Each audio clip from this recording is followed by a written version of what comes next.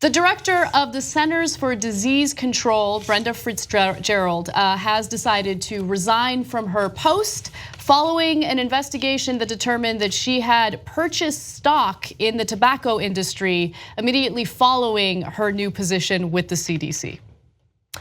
Drums. So let me give you the details.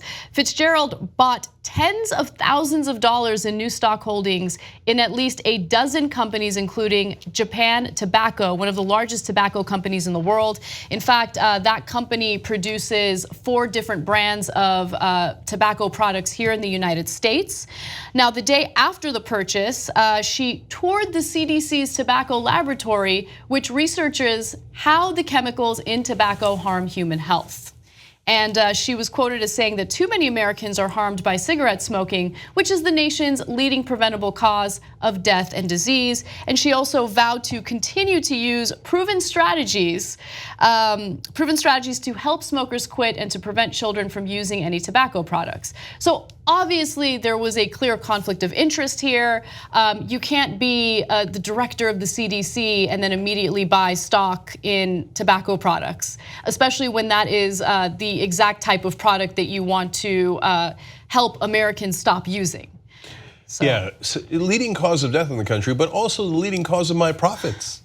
Now, what she did was an obvious conflict of interest, clearly unacceptable. Her stepping down makes sense. We could leave the story there. But, and I'm gonna preface this by saying this is some degree of speculation by me. But why would you go into the CDC and then buy stocks of tobacco companies right after? Because it's not like she had the stocks from long ago, and she forgot that they were in her portfolio or anything like that. She bought them afterwards. You might do that if you know that you're actually not going to do much to fight tobacco smoking. Duh, yes, right? yes, that is why it's a huge conflict of interest. Also, look, we're dealing with a huge opioid crisis, which is, partly to blame or mostly to blame on pharmaceutical companies and lax regulations. Well, keep in mind that she also invested in pharmaceutical companies including Merck and Bayer. So Merck and Bayer, as far as I know, don't produce the opioids in question, but it doesn't matter. There's still pharmaceutical companies that, in my opinion, need to be regulated to prevent the abuse of certain drugs or the overprescription of certain drugs. To know that she purchased that stock after getting this position at the CDC should concern everyone, because it means she's not gonna aggressively go after them. That's gonna hurt their profits, which in turn is gonna hurt her profits. And the more she goes after them, the more money she might lose. I mean, you think that's not gonna affect her? It's as if we had a division of the government that was to prevent gun use. Well, theoretically, I guess you could say the ATF, right? And the guy leading the ATF goes, "Oh, great! I bought a lot of stock in gun companies."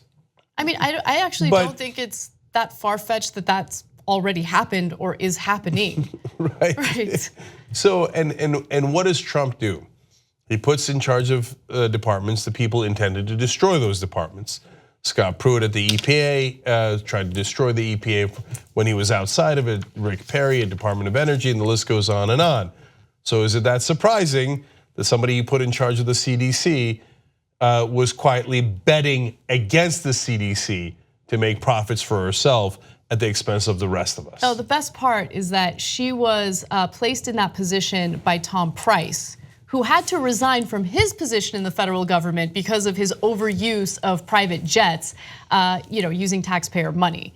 And by the way, Tom Price famously would go on cable news and talk about how Democrats are wasting money on these flights. And then he proceeded to use these private jets and make US taxpayers pay for it. What do we tell you all the time? Republican 101 is projection. Tom Price knows that he's ripping off taxpayers by using private jets. So he goes on cable news and says, "Can you believe how the Democrats are ripping us off by using private jets?" So, but my favorite part of the story is when I thought I was making a trenchant observation and Anna went, "Duh." Sorry. You just watched the video by the Young Turks, the home of the revolution. If you'd like to get the full show, come join us and become a member. TYTnetwork.com/join.